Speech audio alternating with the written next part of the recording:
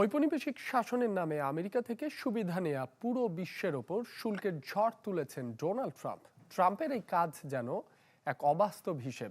আদতে বন্ধ কারখানা, বেকার শ্রমিক এবং স্থবির মজুরির বিপরীতে গত 3 দশকের অর্থনৈতিক বাস্তবতায় অন্যদের চেয়ে এগিয়ে যুক্তরাষ্ট্র। ঢালাইয়ের সেরা প্রিমিয়ার সিমেন্ট। গত 50 বছর ধরে আমেরিকাকে উপনিবেশ বানিয়ে বাণিজ্যের নামে সুবিধা নিয়েছে পুরো বিশ্ব। আর এবার তার প্রতিদান দেওয়ার পালা। ডোনাল্ড ট্রাম্পের এই মতবাদের প্রতিফলন লিবারেশন ডে, যেদিন ধার্য করা হয়েছিল অকল্পনীয় বৈশ্বিক শুল্ক।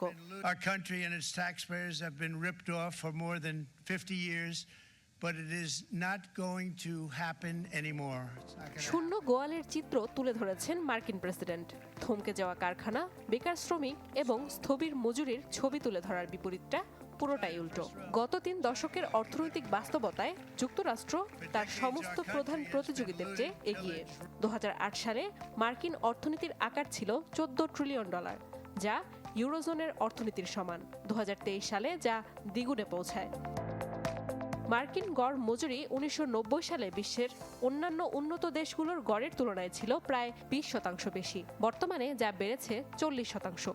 1995 সালে জাপানের গড় জিডিপি ছিল আমেরিকার তুলনায় 50% বেশি। বর্তমানে আমেরিকার জিডিপি জাপানের তুলনায় বেড়েছে 150%। তথ্য বলছে আমেরিকার সবচেয়ে দরিদ্র রাজ্য মিসিসিপির মাথাপিছু জিডিপি ব্রিটেন কিংবা ফ্রান্স থেকে বেশি। 1900 সালে বিশ্ব অর্থনীতির প্রায় 16% ছিল যুক্তরাষ্ট্রের হাতে, এখন যা প্রায় 26%। নাদিয়া ইসলাম তুলি, চ্যানেল 24।